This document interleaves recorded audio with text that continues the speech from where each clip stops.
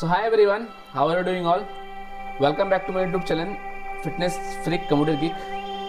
In the last lecture, we have seen some programming example of loops that includes do while loop and while loop, where I've shown you some classical example that are widely used in C programming, that is palindrome number and Armstrong number.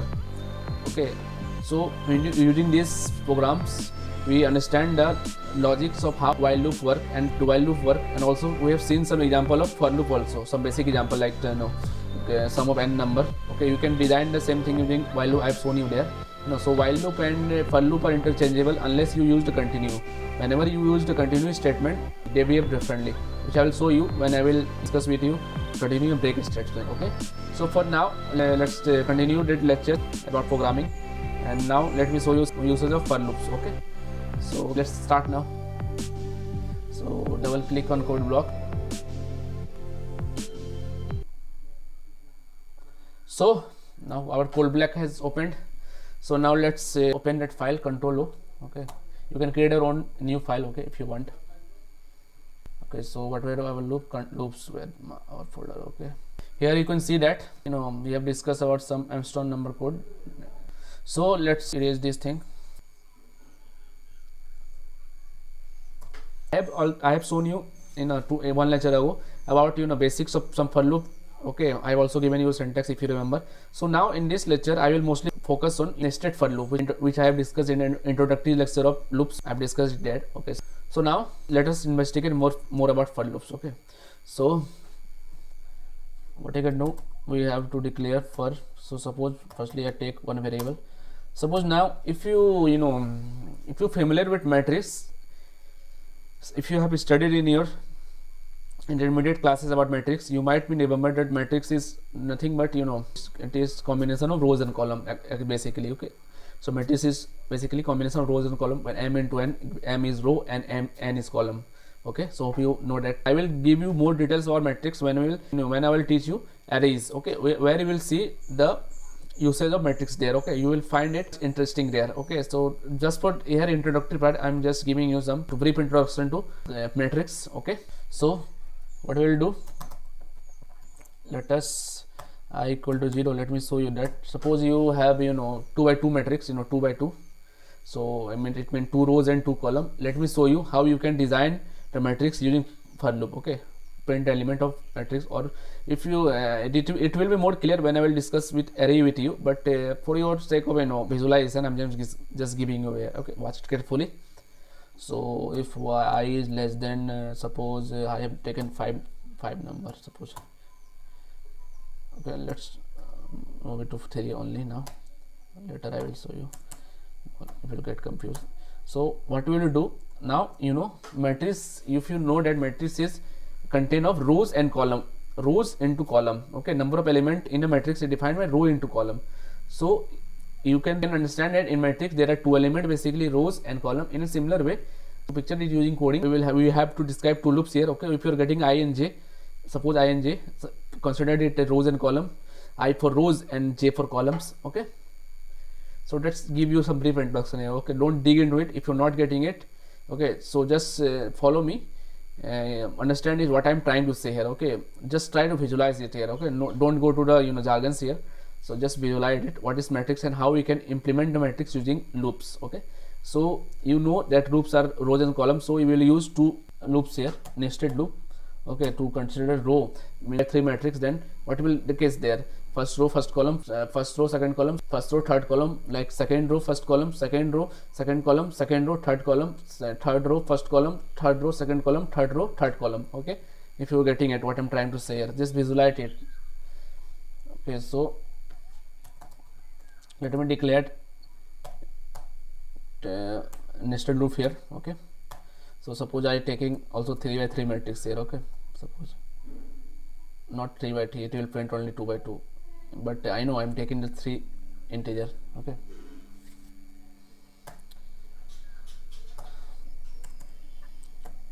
not I, it is j, sorry, j. So what we're gonna do, we'll just print, let us see what happen if we print j, value of j, what will happen then? Okay, let me show you that. Save it. Let us see what happened. Okay, I don't know the output also. Okay, here you can say 0 1 2 0 1 2 0 1 2. It is printed the value of j 3 times. Why? Because j value will run until the I value run for 3 times. Means for I value of 0, j will run 3 times, and for I value of 1, j will run 3 times, and for I value of 2, j will run 3 times. And okay, because j also will run 0 1 2, and I will run for 0 1 2. So 3 into 3, 9 times. 9 elements will be printed. Okay, so see that 9 elements, 1 2 3 4 5 6 7 and 9. Yeah, you can see the 9 elements printed. Okay, so this is the way we just print the j value. Okay, so suppose we want to print this j value in a different way. So how we can do that? For first value y, let's print all the 3 value of j. For first row 3 columns. Okay, understand this way. Then second row 3 columns, then third row 3 columns. Okay, how we can do that?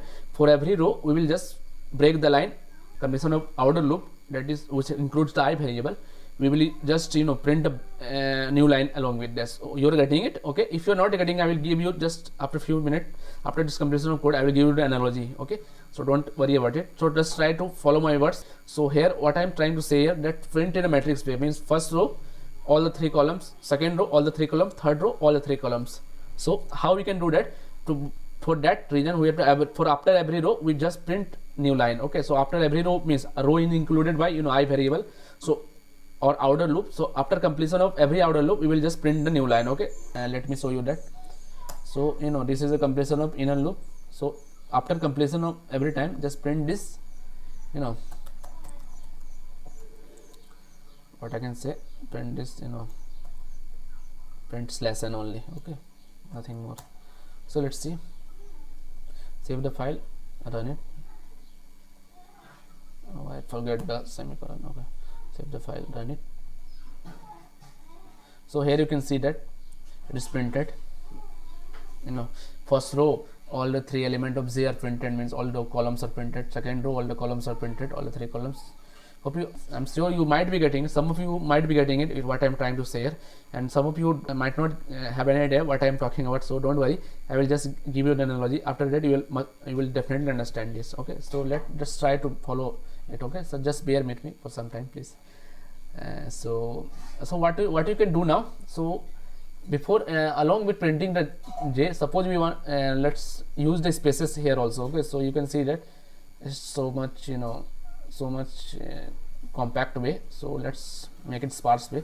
How we can do that? So after printing of every j value, just print the /t. Okay, let's see what happened. So you can see that now it is printed in square way. Now you can get it. This is first row all the column, second row all the column, third row all the column. Okay, hope it is clear to you now. Okay, how you are working it. Anyway, going to the arrays, we'll show you how the arrays are stored in our memory. It can be stored in row measure and column measure. Then we will play with this loop more. Okay, so you can play with this loop more, and you can design your own way of imaginary things here. Okay, this is the advantage of being a coder. You can have lots of imagination, and you have to just put imagination in the code. Okay, so hope you're getting it. So let me try that. Okay, so here you can see that 3 variables are printed. So this is also known as 2-dimensional array. Okay, when we will go into arrays topic, we'll discuss it. This is actually 2-dimensional array. Okay, so let's play with these loops more. Suppose we want to print in star in some pattern. Okay, suppose triangle, upper triangle matrix, if you remember that, and lower triangle matrix, like that, and somewhat rectangle on a hollow rectangle. You will see that, and you can Google it out more. I will provide you the link in the description. You can see that there are many patterns, and you can try imagine that pattern and apply the things in a code and write your own code about how to design that pattern. Okay, it will give you insight about how for loop work. Okay, so now let me just give you the analysis of how this loop work. Okay, OneNote, let's open my OneNote.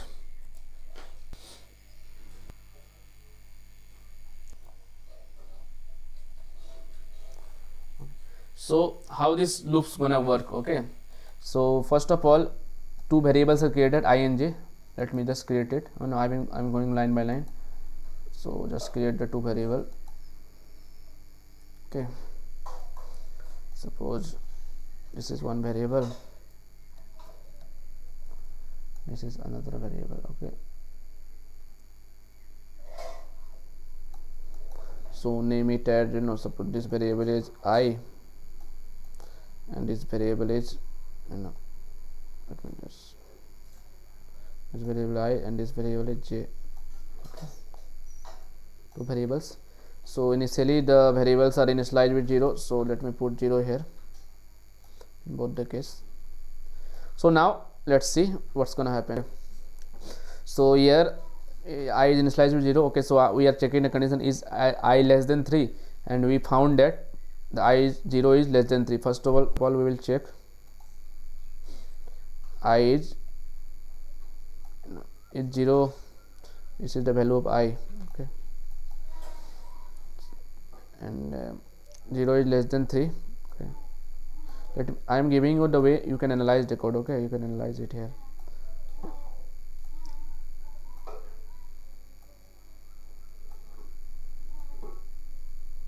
I and j. Okay, so initially j is also 0. So now we are in the outer loop that will check I is less than 0, 0 is less than 3, condition is true. Okay, the condition is true.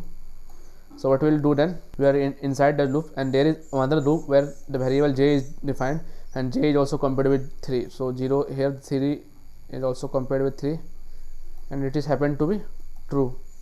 0 is less than 3, condition true. Okay, so then what will happen then then we are inside the j loop here. Okay, we are inside, firstly we are inside, what is happening here, let me show you that. Suppose this is I loop,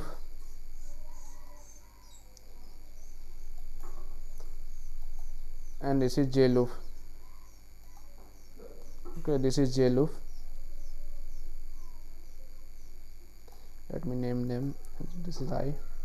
You will get more insight about using this diagram. Okay, hope you get this. So two variables, two loops. So firstly we are inside I loop, then we get into the j loop. So there is some line, and the line say that, what's the line say that, printf /t, and firstly %t /t j's value. So j's value is what, 0. So what will it output, what output will print it? Suppose this is output.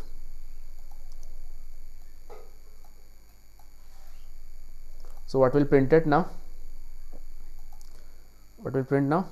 0 will print it. Okay, so 0 will print it. So again after printing it, it will, if you remember the flowchart of for loop, you would say after the expression evaluation we just come to the increment or decrement, but that is expression thing. Here we can see that a is incremented by 1. So now j becomes, j is incremented by 1, so j will become now 1. Okay, so now then after that the condition will check that 1 is less than 3. We will check that is 1 is less than 3, and this condition is happened to be true. Okay, so what we will do now, we will get inside the j loop and we'll print this statement j value. Now the j values is what, j has value 1, so 1 will print it. Okay, so 1 will print it here along with /t. Okay, I hope it is clear now. So now again after that you will come to here this part, updation part, and j is incremented once again. So now j will become now 2. Okay, j will become now 2. So now what will happen, then the condition will check is 2 is j is less than 3, that means 2 is less than 3, then this condition is happened to be true. So what's gonna do now, we'll just get inside the loop and print the value of j. So j has value 2, so 2 will print it now. Okay, you are still inside this j loop. Okay, so 2 is printed now. Then again what will happen, then go to the updation part and update the value of j, and the j will updated as 3. So now the condition will be 3 is less than 3. The 3 is less than 3, the condition is now happen to be false. Okay, this is false. So here condition is terminated here. So we will come out of the outer loop. So we will come out. Now the condition terminated, then we what will do? We come out this loop. Okay, again we go to the I loop. Okay, we come out of the j loop now. So now after that this condition has remained false, become false, so it will not execute this block. Okay, hope you are getting it. And we come out of the loops, and after this they will execute. Now we have come out from the inner loop, that is j loop, and we are into the I loop, and the next line of I loop say that printf /n. So new line will print it. Okay, so we will now come here. Okay, we will there, now we will come here, new line. So now again what we will do now, and so after the execution of this loop we go back to updation part of I loop now. Okay, so we go to updation part of I loop, and I value incremented, so now I value become 1. Okay, hope you are getting it. So now we will, and after that condition will check that 1 is less than 3 in I loop. Okay, so it is happened to be true. Okay, I less than 3, 1 is less than 3, condition is true. Then what we will do, we will go inside, we will execute the loop now, and the loop say entered into j block. So now, so what we will do now, when in the I loop, now after the execution of the line, we again come inside this j loop. Okay, now we will execute again the codes of j loop. So first value of j loop is what? J will be become, again this 3 cases will be executed. 0 is less than 3, first value 0 is less than 3, condition true. Then what is inside the j loop? That is the statement. Okay, this is statement again printed, so it will printed now. So 0 will printed again, then again it will. So after this execution of this statement, it will again go to the updation part, and j will be incremented now, and j will become now 1. So again it will check the 1 is less than 3, condition true. Then what will happen? The 1 will be printed now. Okay, so again after that, doing that, go to the updation part, and j will be incremented by 2, and its condition is remain hold of 2 be true. Then again the 2 will printed now. Okay, so now after printing of 2, we will come again increment the value of j, and it will now become 3. So 3 will compare with 3, which keeps the output as 0, means false. So we will come out this inner loop. Okay, so again we go to the outer loop. So your second time you are come out of the loops. Okay, so now go to the outer loop, and in the outer loop, what is the statement? We first of all we execute this part. Okay, so after that we will go to the outer loop, and we will check the condition, check the updation part. Increment will be into the updation part, and we will it is said that increment the value of I. So I will now become 2. Okay, I will become 2 now, and 2 will again compare with 3. Then condition happen to be 2. Then we again move inside the inner loop. Then we will check the values of j. The first j become 0. So again the same thing will be printed. 0 will printed. Then it will go to the updation part of j. It will update the value of j as 1. Then again print it. Then again go to the updation part and increment it by 2. Again print it. And after that it will increment the value of j by 3. And 3 is less than 3, condition happen to the first. Then it will come out of the inner loop. Okay, again it's come out of the inner loop, and go back to the outer loop again. So in outer loop the condition is /n is printed now, and after that I is incremented to I have now become 3. Is 3 is less than 3, so we can found that this condition is false. Okay, so we'll come out of the outer loop also. Okay, to come out. So hope it is clear to you now. Okay, I have analyzed this in a very detailed manner. So hope you analyze, hope you get it. If you don't get it, please rewind the lecture and do it by yourself. Okay, use your copy pen or anything. Okay, so and analyze this loop by yourself. Okay, when you will analyze by yourself, and when your mind will work, then you will definitely understand this concept. Okay, it will now become very easy for you, like a piece of cake for you. So it is just required lots of practice and analysis. Okay, so there is no short key. I have told you earlier also. So you have to analyze it in your own. Okay, use your logic or use your intuition here. Okay, so it will definitely become clear to your own. Okay, so now moving on.